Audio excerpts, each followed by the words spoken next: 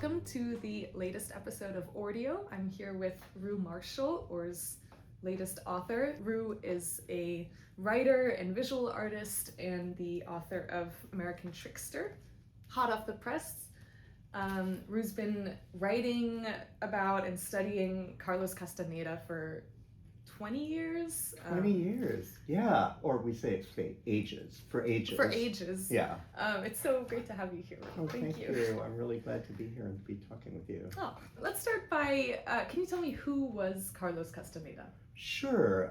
Carlos Castaneda rose to fame starting in 1968 when the University of California published his first book, The Teachings of Don Juan, a Yaqui Way of Knowledge, which purported to tell of his apprenticeship with a mysterious indigenous shaman in the Sonoran Desert who, using peyote and mushrooms and datura, introduced him into a whole kind of way of knowledge and understanding of the universe that had purportedly never been revealed to a Westerner before. The book was at first kind of an underground bestseller. It very quickly became a national and an international bestseller, and he would go on to publish a total of 10 books within his lifetime.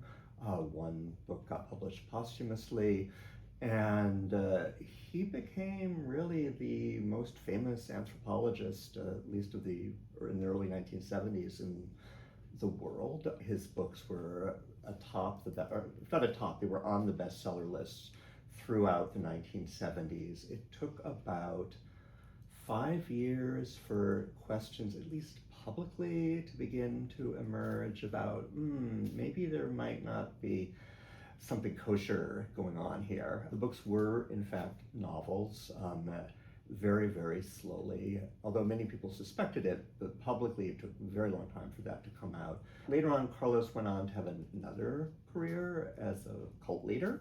You know, someone's got to do it. And I hope I'm not, speeding through this too quickly, but he died in 1998, and following his death, 5 women who were among his closest associates vanished.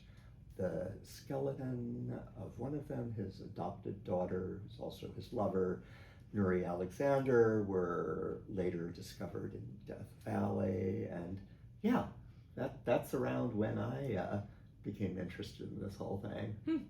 The book is called American Trickster, but you start it with a few chapters on Carlos's background outside of America. Can you talk about... a very important point. No, good point. Yeah, but thank you. Because I do think that's really important to talk about, because once you are, south of the Rio Grande, yeah, that's America too, or they consider it America. And I mean, most people I know who live in Mexico or live in South America kind of shrug it off. But yeah, it's they consider themselves to be Americans, and one of the underlying themes in the book is about the kind of interplay between these two worlds. So yeah, I think of him as really a trickster of the Americas. Oh, that's really that makes so much sense.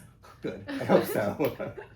Tell me about his childhood and the process of looking into that. Well, one of the things that I learned early on was that Carlos would say that he was from Brazil. He would say that he was from Italy. He would, go along with you if you thought that he was from Mexico. None of these were true. Remarkably, he went through UCLA and, got a PhD there, saying that he was Brazilian without speaking a word of Portuguese, which is kind of impressive. You gotta hand it to him. But he was in fact from Peru.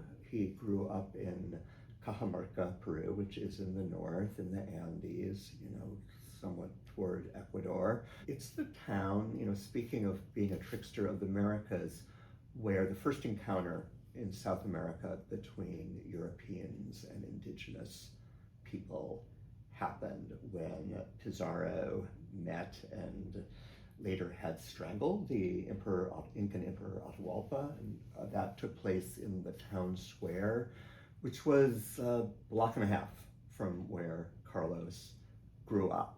I spent a little bit of time on that. He was born in 1925. One of the few things that he would tell in interviews about himself that was true was that he was born on Christmas Day, which I think had some resonance in his kind of sense of himself as one of his names that was given because of that was Salvador. So he had some idea of himself as a kind of messianic savior. His parents were very active in something called the Aprista Party, which was led by a fellow named Victor Raúl Haya de la Torre, who back in the day was a world famous radical figure. He was very leftist. He was not a Marxist. Castaneda's father, and I should say also Castaneda's not his birth name. His birth name is Cesar Arana. His father was a leading figure in the Cajamarcan, I don't know if they call it branch, sector of the Aprista movement. His mother and his grandmother were also revolutionaries. They were involved in gun running. So that is part of the milieu that he grew up with.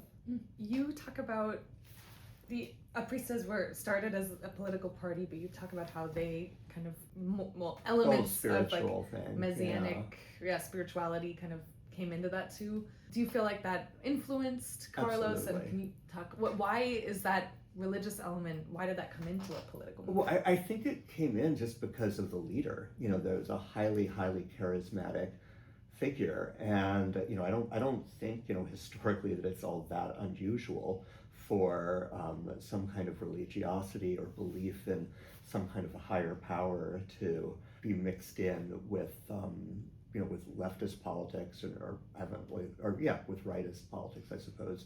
But Haya de la Torre, believed that he was receiving messages from beyond and was trying to get in touch with his there's a whole lot of interesting, I don't know, as it were, self-exoticizing that happens with his unconscious Indian, their words, not mine. But growing up in this belief that enormous change could happen through the transformation of the self, I do not know how it could not have entered Carlos's psyche. But he has a very complicated relationship with it, because on the one hand, he would later fashion himself as a revolutionary. Many things that people would wonder about how he lived, which was being very secretive, changing his name, never having the same phone number. All of this stuff is like, oh, that's just stuff that he kind of grew up with. His family was literally in hiding, in Lima from the government. But Carlos also despised his father. It's a theme that runs throughout the books, and I spent a lot of time trying to understand that. So he did not want to be a revolutionary of the same sort. He did not believe that, change was going to come about through, transforming social systems. He was, no, it's going to come about through a deep and profound internal transformation. And also an individualistic transformation. Absolutely. It's ultimately very individualistic, yes. And that's, maybe one of the problems that arises.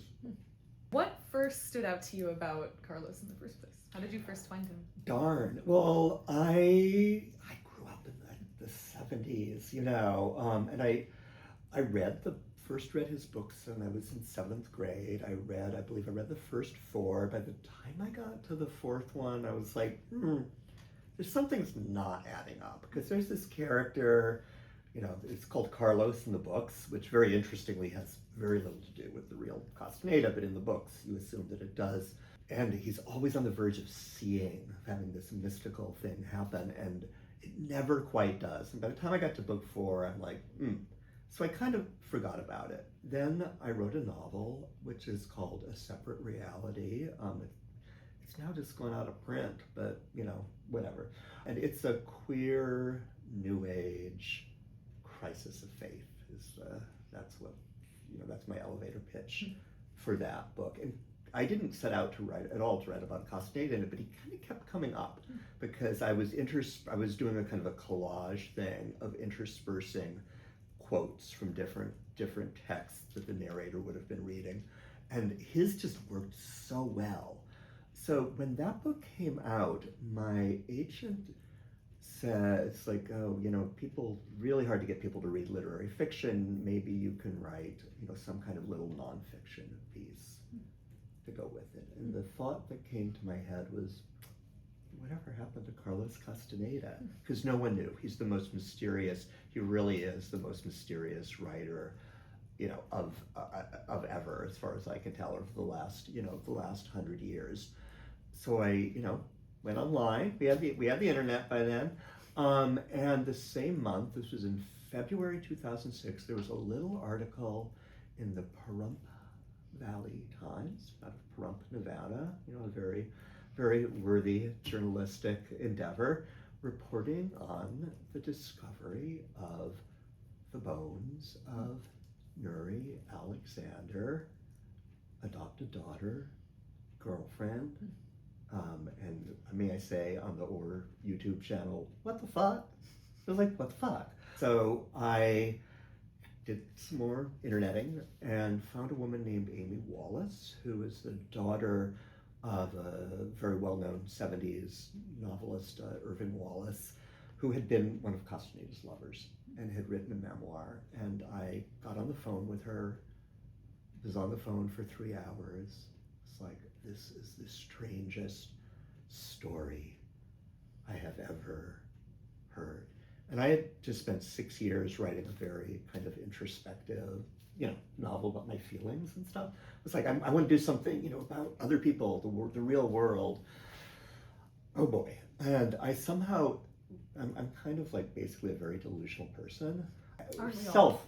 Self-delusion is my specialty. This will take 2 or 3 years to do. And it was just a thing where the further I went into it, I just kept finding more and more rabbit holes that led to more and more rabbit holes. And after you've spent 3 years, you're like, I'll spend a couple more years. And after you've spent 5, you can see where it goes. Yeah, and it's also like once you put so much into it,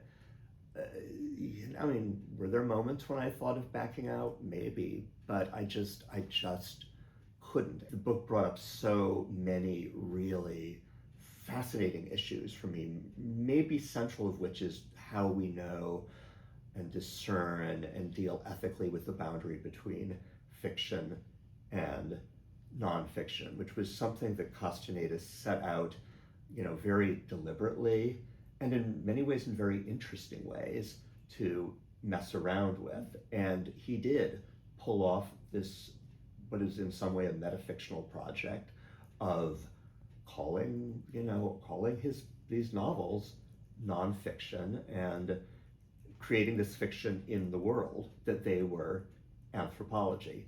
Carlos was not an intellectual slouch. He got kind of lazy at the end, as many of us do, but he was playing a very kind of ambitious and ultimately, very messed up game.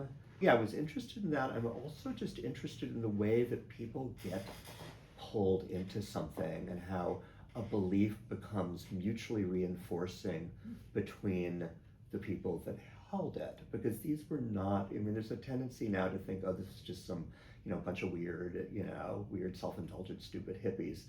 Maybe some of them were, but they were also some of the brightest minds in academia got pulled into it, and they got pulled into it in exactly the same way that these people who would later become part of his, or already were. It's kind of complicated because it was going at the same time, but this sort of full-fledged cultic thing was happening, and who would ultimately be told, that we all need to, basically you need to kill yourselves in order for us to travel together in infinity, and we won't be dying, we'll be, taking the leap.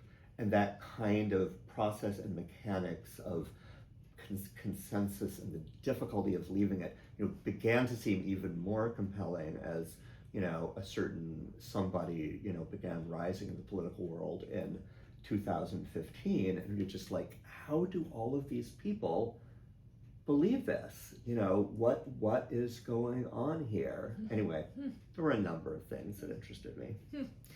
That's given me so many things to ask questions about. But one, at first I was wondering, do you think that he believed what he was saying, but in some ways it's almost irrelevant? And also thinking today of Trump probably does believe this kind of I think messianic the answer thing is as well. kind of sort of yes. I mean, because I think we have a tendency to dichotomize between believe and don't believe, when in reality, most of the time we're somewhere on a continuum. I think that as if you were going to be a really good method actor, you kind of need to get yourself to believe.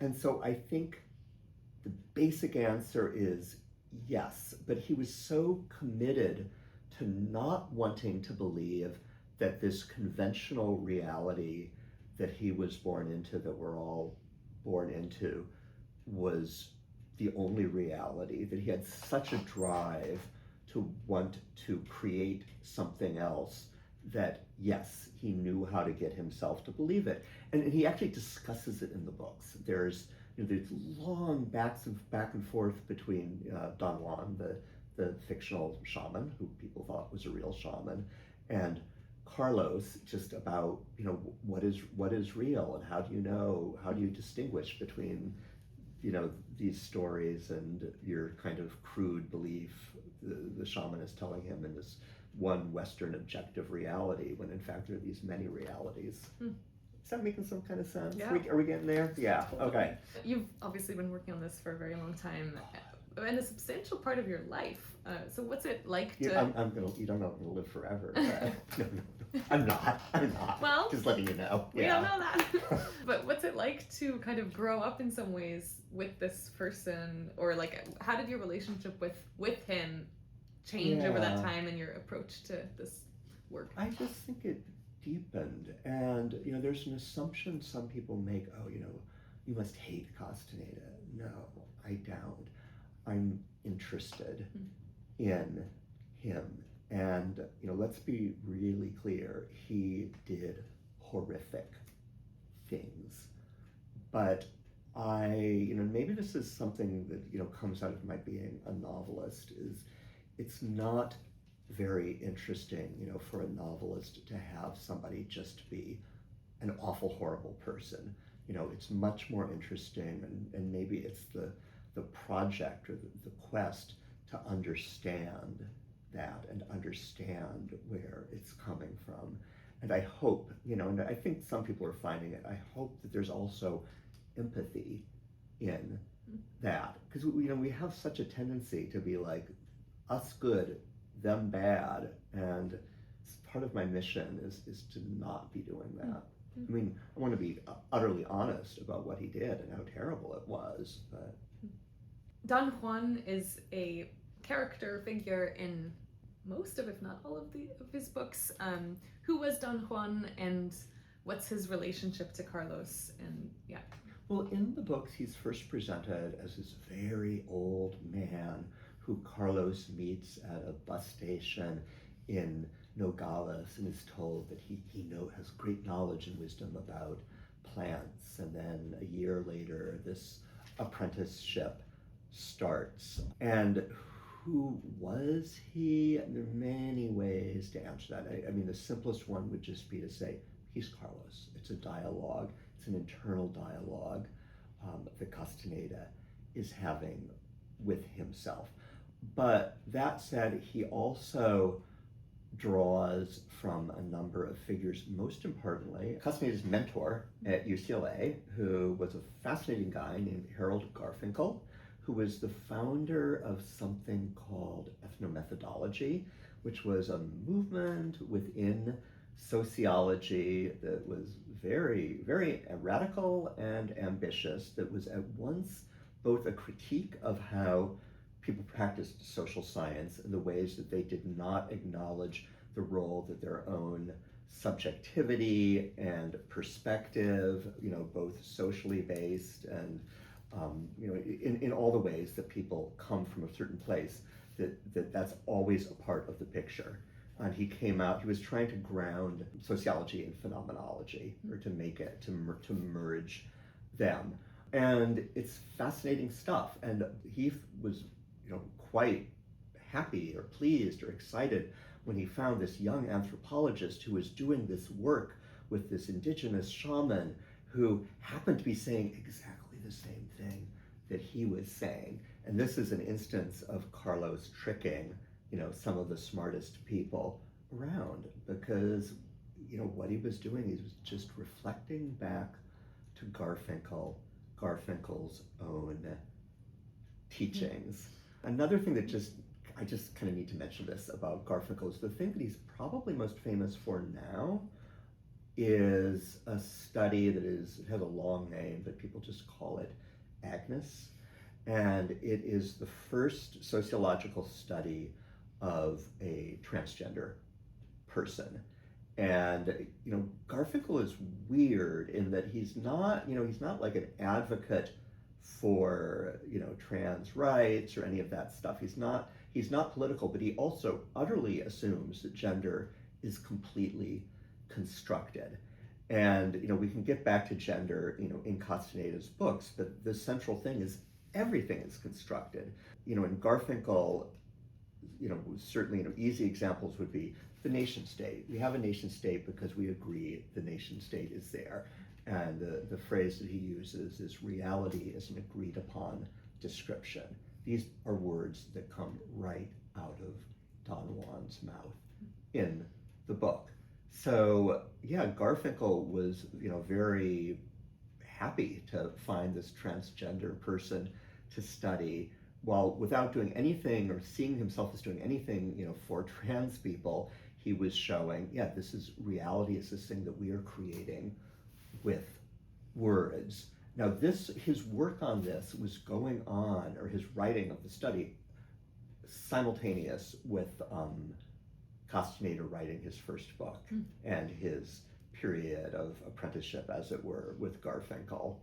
Writing the book and then constantly through his own life, like reinventing himself and renaming himself. I think you have a quote where you talk about there's like a moment where Castaneda gives birth to himself.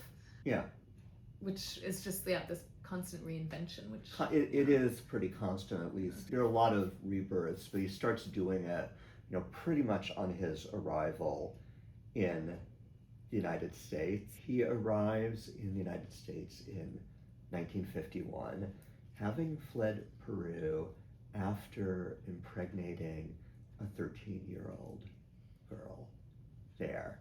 And he wanted no part of getting married and being a father. But then the family tracks him down in California, and that's happening at the same time that this beginning of starting to change his name multiple times and to not be from Peru. So that's an immediate reason to not be from Peru.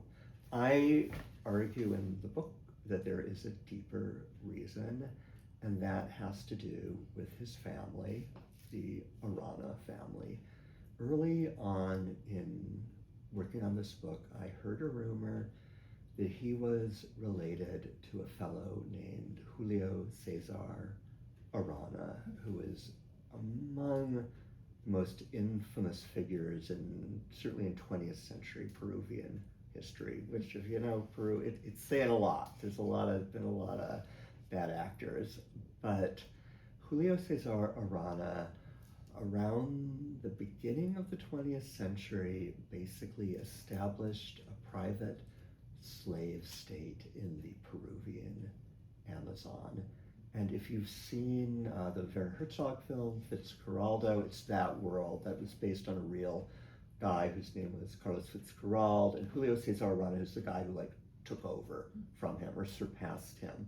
I think it's in 1912 this was brought to the light, and it became an international scandal and all over the world. This was rubber plant? Yeah, rubber. Basically, the mode of production was terror, because they were going in, and getting these rainforest indigenous people to go into the forest and extract rubber from them. And the way that they could get them to do this was through torture and horror.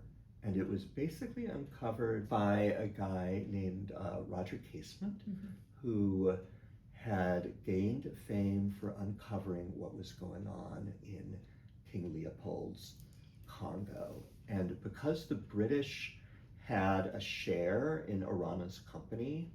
They were, through public pressure, sent Casement over to investigate whether these allegations were true. And it's a different world because communication was much more difficult, and things took a long time to get out. You couldn't just fly into Iquitos back then. And Casement found that, in his words, this is worse than the Congo. So yeah, this became an international scandal, and people would speak of something called the mark of the Arana, which referred both to the marks left by the henchmen on the backs of the indigenous slaves and to the mark of shame held by members of the Arana family, all of whom would be, no, we're not related to them. I spent a lot of time, and I got other people to spend a lot of time going through, people here to talk about oh, the archives. The archives in Peru, or at least in that part of Peru, it's a whole other matter because there are kind of coherent and intact archives in the city of Cajamarca, but in the province, there's been a flood, there's been this, there's been that. It's very hard to piece this stuff together. What I concluded is there is basically no doubt that they were related. What the exact relationship is, I wish I'd been able to pin down, but I couldn't. But the family's finances fall apart exactly the same time that the Casa Arana collapses. So just going back to the whole question of why was he denying being from Peru, I make the argument, and I think it is borne out by a very careful reading of especially of the later books, that narrative is being told to you, and it's a very the internal torment around that, I think, is enormous. But it's okay, we're talking about the guy who wrote the best-selling books, as far as I've been ever able to figure out, on indigenous spirituality, who is descended from this person who, basically killed 30,000 people in the rainforest. And I didn't go into it knowing, anything about that. So it was an education. I can imagine. I think there's also a few moments where you talk about how he in Peru was white or criollo basically. Yeah. And then when he came to the US being seen, I think someone called him, maybe even one of his lovers, Little brown man. A little brown man. Yeah. And just the way that, you kind of go from being white to then basically just seen as an Indian. So period. Complicated, and I often felt, God, I'm maybe just really, beyond my cultural ken with this, but I did my best. He comes from a family that is officially Blanco, at the time of his birth. But what I also had to come to understand is how much that's actually just a, kind of a cultural category and has to do with, status as much as, his appearance. The other thing, though, that is definitely curious is if you look, there's pretty scant photographic evidence, but he is definitely darker skinned than anybody else in the family. His mother is clearly from, they're all mestizo in some way or another, but his mother is much more indigenous appearing than the father, who's very European appearing. I think, although I don't actually go into this in the books, I don't do anything where there's really not evidence that the father is not actually the father. I think there's reason to suspect that. His nickname growing up was El Negro, and everyone who I spoke to was oh, it's just totally meant with affection. It's not a slur. Being from the United States, I had to wonder about that, and certainly, this is where get into the thing of complexity. It's just because he was, somebody who did horrible things doesn't mean that he did not feel looked down upon, discriminated against, living in Los Angeles in the 1950s and the 1960s. Of course he did. It was a pretty white campus at UCLA then, and of course he was on the receiving end of that. And to some degree, I document instances of that, but then that's also, just wound up in his own self-hatred, his insistence, both in the books and not just in the books, in identifying himself as a Westerner. I mean, not to get too psychological about it, Why but not? also Why not? I mean, but what's then wrong with also that? having this kind of Don Juan who's indigenous and like putting all the indigenous part of him on that Right. as like this kind of separation. Right. Like, so then to make himself whiter It's, I mean, a friend of mine, not a friend, I guess, I don't know. Yeah, somebody I became friends with while working on the book who knew Carlos, like, it was always a twisted thing with him. Nothing was ever simple. There was always multiple, layers. I think a lot of it probably traces back to that.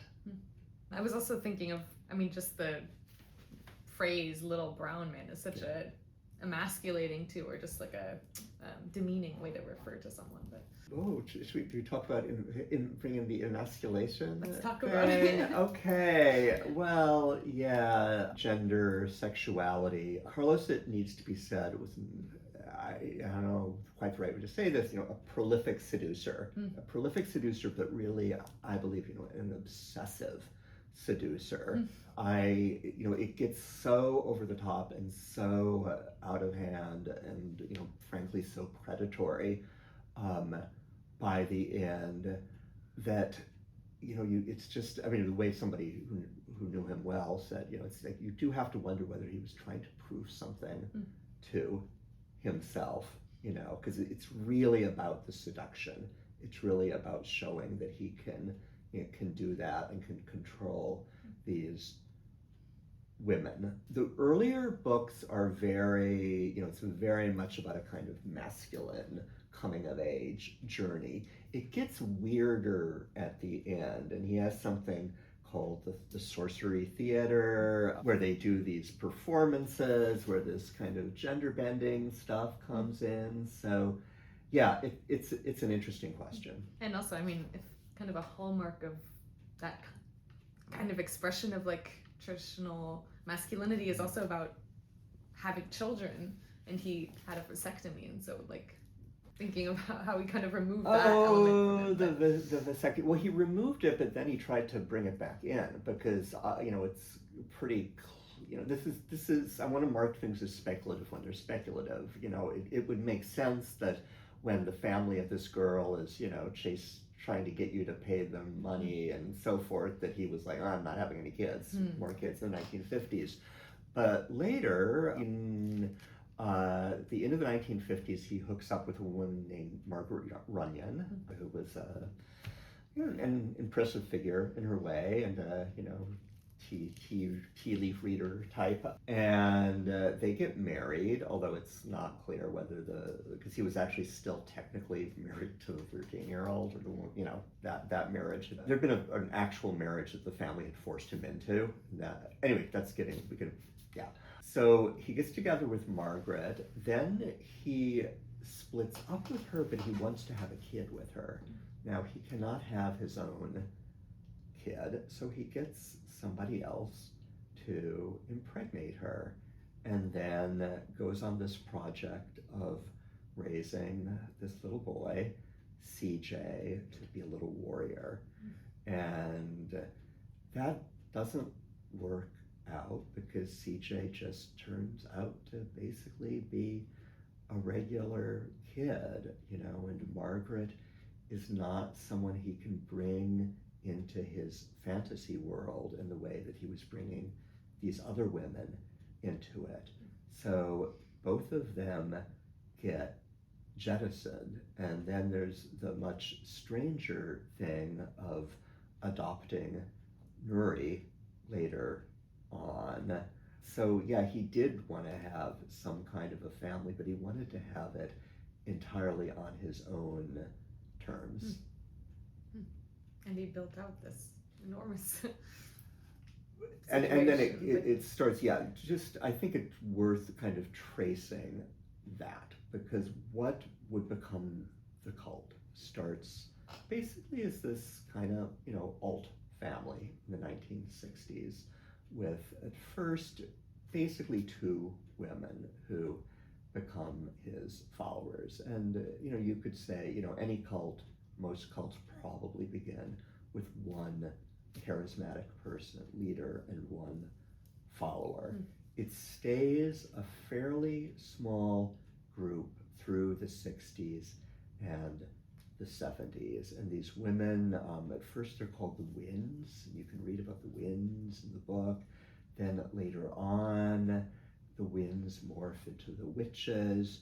They all become kind of magical beings in this mythology, which is his fiction being enacted in real life. And that was the thing. When people could not go along with that, he would say goodbye to them. And the success of his books gave him the power to do this on a more and more expanded scale. By the late 80s, probably for multiple reasons. One is that he was no longer making as much money from book sales. Also, he wasn't getting the attention that he had received. The group starts going public and it starts expanding. It expands exponentially. There are all kinds of magical designations given to people. There are the elements, there are the Chakmuls, there are the witches, there are the junior witches. It's essentially impossible, to keep track of it. And that was really quite a problem in the book. He starts having, women stashed around throughout the Los Angeles area, in apartments. They would be waiting to receive the call to come over and have, ritual magic sex with Carlos. I mean, one can make light of it, but it's pretty dark. It's pretty dark stuff that's happening. Over the course of writing and reporting this, how many, did you talk to all of, what was your research process like? Talk to one person, then that other person tells you, oh, you should talk to this person. You sometimes get through to this other person, or sometimes you don't. And so it branches out from there. You read everything that you can read, and names will come up. Just to start with, there are people his first book is dedicated to. And, I just went down the list, and, very often people had died. But sometimes you would get a hint. The people who were most, remain most deeply involved in the cult, of course, basically refused to talk to me. Okay. With a very few exceptions, I was able to get, a few people who leaked stuff to me.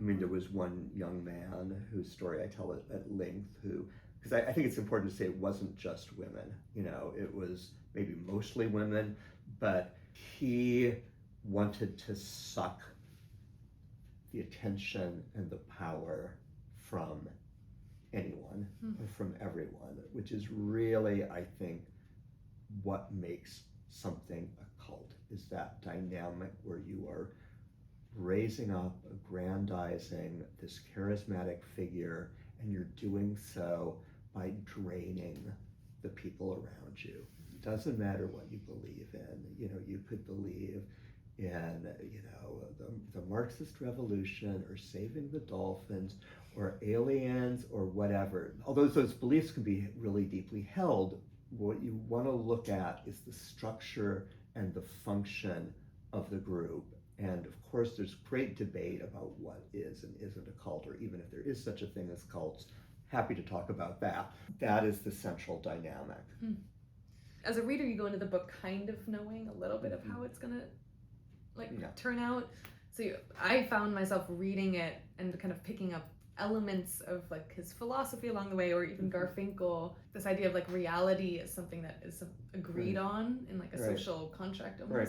Seeing elements of that, maybe then you could see how that could be part of a cult mentality. Yeah, you just kind of twist the dial on it. And in a way, was one of the most interesting things in it is that certainly a lot of what Garfinkel is saying, and by extension what Carlos is saying, it's I think there's something to it. We can, I think, change our worlds through describing them in different ways. And I suspect that's something that when I was a kid, growing up as a little, non-binary weirdo kid in Phoenix, Arizona, I was like, can I get out of here? Is there another reality? And the Castaneda books, one of the reasons, that they were so huge is they come at this moment where there's this grand kind of questioning of authority in the 1960s, and certainly within the social sciences at that time, in the early 60s, the model of this kind of objective, invariably white, invariably male observer who's just reporting the facts still held. And Castaneda was profoundly, on one level, profoundly questioning that. The problem, of course, is the indigenous shaman who is showing him that doesn't exist. And it's actually Carlos. And there's this way in which when the conventional authorities are taken down, new authorities sneak their way in. And in the books, ultimately, and it's a very dark thing if you follow it through, the authority is Carlos Castaneda, because the way to avoid, I don't want to get too much into the depths of the mythology, the way to avoid being devoured by the eagle is to follow the Nahual. Those who've read the books may understand what I'm talking about. Who is the Nahual? The Nahual is Carlos Castaneda. But it's done in a very sneaky and deft way. So you think you're being liberated, but you're not. Yeah, I think there's a quote where he was like sending someone to look for women who were young, were beautiful, very intelligent, and then also you got that. You got to that part. Yeah. There's another moment where you're talking about his influence academically, and there's an anthropologist who says that for her the most upsetting part of him was not the fact that he was like deceiving people, but that she got like real value out of what he was Amy saying. Smith, yeah. And I would say that's something that the field of anthropology really has not dealt with, because it's easy to say now that he had no influence or whatever, or nobody believed it. It's just not true. If you go back to the literature that was published at the time and you read things in American Anthropologist, you look at the program notes of the anthropology meetings, and you talk to enough people. A lot of people simply went into anthropology because of him. I've spoken to plenty of people for whom that is true. So, there's a positive thing there. And this model of, basically giving the authority not to the observer, but to the observed, and flipping the tables. Yeah, I think that's a good idea, but there's also a tremendous betrayal in finding out that that's not actually what he was up to. And then, we were talking about individualism, but there are several moments where you see how he differs from even psychedelic researchers. I think Leary was someone who saw psychedelics as a way to create a new communal way of being in the world, and for Carlos it was about individuality. And they hated each other. It starts with Castaneda hating Leary, and then actually Leary, gets some digs in at Castaneda later on, and I try to trace that. But yeah, Leary, I clearly, believed that LSD was going to help usher in this new era of love, and we would, whatever, tune in, turn on, drop out, and people would, we'd all, live in communes, or, very Pollyanna and utopian. This is absolutely the opposite of what Carlos thought. Because Carlos, who was, peace and love, not into either. The world, it's a predatory universe. The way to survive is through accumulating power, as a warrior. And one of the interesting things is just the way that, people, I think, thought of that power as, probably I did reading the books, as this kind of, internal power. But if you get into it, it really is power over. It's power just in the way that we usually conceive of power. And Carlos had total scorn for the hippies. They all bought his books, but that was not his thing. We've touched on this a little bit, but obviously a big cultural part of the psychedelic 60s stuff is this Orientalism, or exoticizing of what people thought was indigenous. What is south of the border Orientalism. That's a term that I coined. Okay. Well, but it's just basically, it's what you get to do after 20 years. To mark that, throughout the 60s, there are all of these, many reasons for this, but, people are coming over from India, and there are all of these teachers, and some of them are legit, many of them, unfortunately, are not all that legit, and people are looking for their gurus.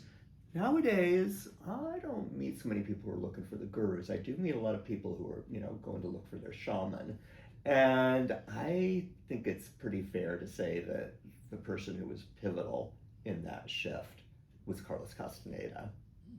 Why are people drawn to this sort of fantasy idea of what they think indigenous people are? Oh, wow. There's a great book by Philip Deloria from the 90s called Playing Indian, which traces that, in the United States, it probably goes further back than this, but at least back, to the Boston Tea Party, where white people use indigenous people or stories about Indians to, work out their identity, and this kind of authenticity myth plays a big part in it. But I'm going to answer honestly, I don't really know why.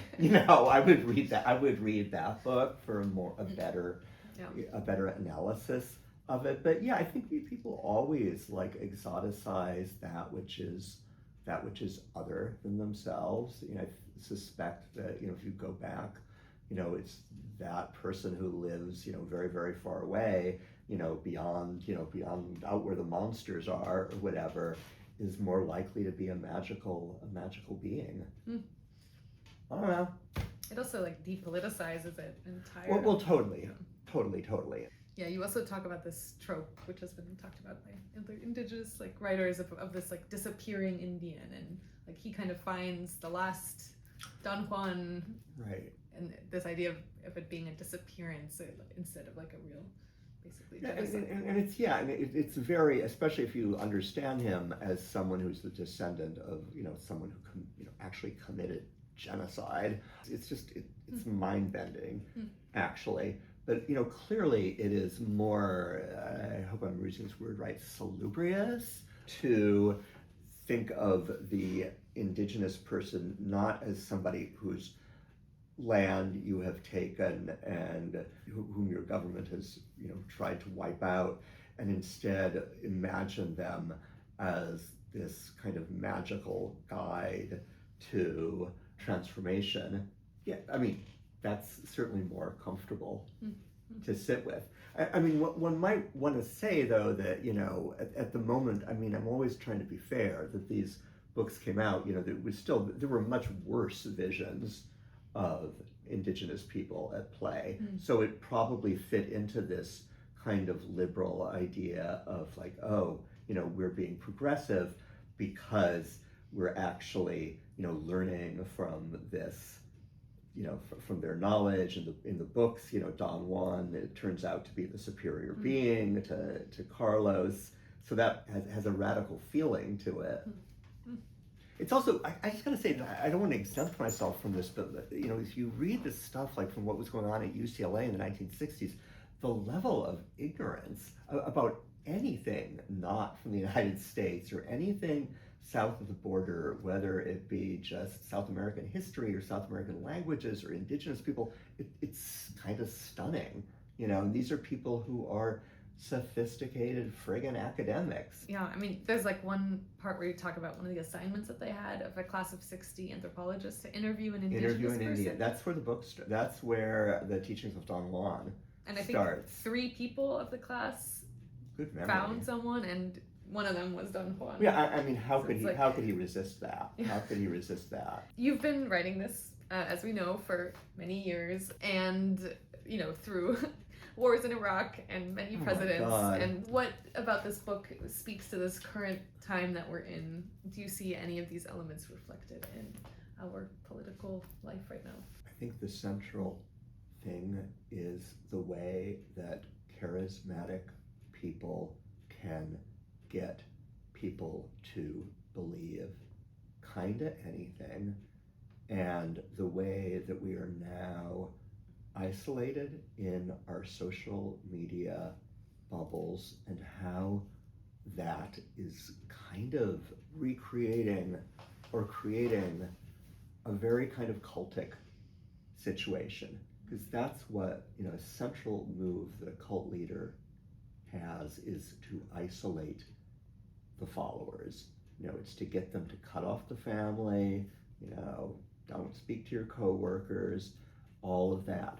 And we're now, through the much more sophisticated mechanisms of the internet and its algorithms, being pulled into those situations. And it's also, to have just some understanding of how hard it is once you're there to get out of it and to get over this thing of thinking, oh, we're better and we're smarter, because I don't really think we are, or at least maybe a big central thing in this is, there's this idea that you keep running into, that people who get involved in these weird cults, there's just a bunch of, kind of feeble-minded, indulgent, whatever.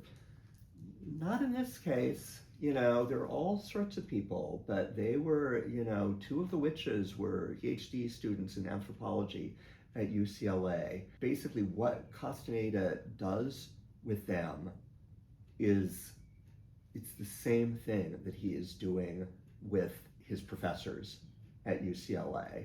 The same mechanisms and techniques, and I think it is of some worth. I'm not saying it's going to solve anything or change anything, but to get tuned into what those mechanisms are.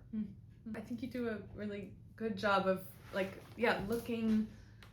understanding how it works, and instead of separating the reader from those people. It's not a freak show. Yeah. I mean, I'm not. I just had to resist that all the way. I'm not at all interested in that. And there are some, very sensitive, well done documentaries about, cultic groups, but there's also a lot that it's just like, it's them, it's these freaks. It's not the most oppressed, minority group in the world, but it's also, this had real world consequences in what happened after these women died, in trying to get, law enforcement to do anything about it. Is they are people who get dismissed. You're not likely to find a march of, cult survivors on, there's so much shame around it. And, there's some people who have, come forward who I think are incredibly brave, because the kind of ridicule that you are going to get for that, it's a lot. It's a lot. And I mean, it's that ridicule and derision. That's why we still stay susceptible to this kind of to influences like that you just think that it's gonna, that it could never happen to you. Yeah, and which is just totally, making yourself a good target for it if you. Yeah, that's how they get you. Yeah. You're not gonna get me. It's like, yeah, we'll get you. And you still see his influence everywhere anyway, so it's like. Well, thank you for that, because, you, at least in some zones, you do. I don't know if the YouTube listeners will be interested in this stuff, but, in the New Age world and in a lot of self-help, it's like people like Wayne Dyer, is that how you say his name? He's a big, huge Castaneda fan. Tara Brach, who I love me some Tara Brach, but she quotes Carlos all the time. She'll just be like, oh, and the shaman said. Like, oh my God, you're quoting Castaneda. This has nothing to do with. Anyway, I try to cut people slack. George Lucas was a huge Carlos fan. He was reading the fourth book, Tales of Power, at the time he was writing the screenplay for the first Star Wars film. So power becomes the Force. Like, it's in the notes in I believe in the screenplay, original drafts of the screenplay itself, where he's modeling Obi-Wan Kenobi on Don Juan. So things permeate in these strange and weird ways. I got scammed yesterday, by phishing, and sent out this. Someone sent me an invite for an exclusive dinner party. I got it this morning. I hope it didn't come from me. No, it wasn't from you. It was a friend, and I immediately clicked on it. I gave it my password. I did too. I had to change my password this morning. It was from a dear friend of mine. It's like, oh, you're having a dinner. Mine was from a very well-known journalist. I was like, I made it. And then it's So- sent to everyone on my contact list, and then I had to email everyone I've ever emailed. Wait, it goes, what did you do? Because I gave it my password and two-factor authentication. It got my contact list. Oh, I didn't give it and the sent an two-factor email to authentication. everyone. I think I'm surprised you didn't get one. Oh, shit. I can't even recall exactly what happened. So it I said, don't think I did that, because I think a light bulb went off, and I wrote to the person, I was like, did you send this? Oh, yeah. Because this just didn't sound like you. No, so. I went all the way. So now, yeah. Then I sent a mass panicked email from the subway to everyone I'd emailed saying, do not open that link. Rue, can you tell me about the publication history of this book? Yeah, it's been a long journey. The book was originally bought in 2019 by University of California Press, which is published Carlos's original publisher, and they still publish as nonfiction. Not exactly. They published the teachings of Don Juan. They categorize it in several ways, but one of them is as Native American studies. But we'll get back to that. But at the time, this seemed like, oh, this could be a brilliant, move. And I had a very supportive editor. It's a big book. It was even bigger, and I was told I needed to make some massive cuts to it. It went out for outside review, and I got basically positive feedback on it. Some things I was urged to change and to take out, and I did. I tried my best. And that took 2 years. Then I resubmitted it. And the same summer, my editor quit, which is bad. It's bad. Any writers out there, watch out. So I got kicked up to the big boss. The old editor said, don't worry, smooth sailing from here on in. The sailing was not smooth. It went back to the editorial committee, and as far as I understand, it was read just by one person who was an anthropologist who kind of threw a fit, to be honest. But they were very strongly objecting to my treatment of anthropology, saying I was incorrectly using such technical terms as magic. There is one place in the book where it's used in a sort of kind of technical sense. The rest is, oh yeah, she felt it was a magical group or whatever. The night was magical. Like, oh my God. And I could go on and on about this stuff that he said. And because of that, it was sent out again. And I was miffed, and I did something that long run may be a good idea, in the short run not, which was to write to them and say, oh, with the previous editor, I discussed the possibility of University of California recontextualizing how they present the teachings of Don Juan. Not asking them to not publish it. We don't believe in censorship, but we do believe in, some kind of honest intercourse between a publisher and the readers. And yeah, basically the answer to that was no, we're not.